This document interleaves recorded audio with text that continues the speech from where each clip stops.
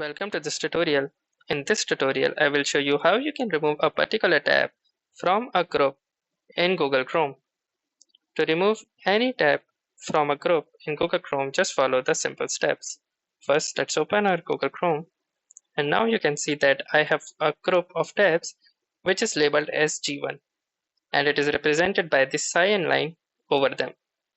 Now, if you need to remove any of the tab from this group, simply go to the tab that you want to remove. Now, once you have clicked on the tab, I need you to right click on this tab. Once you right click on the tab, you can see the remove from group option.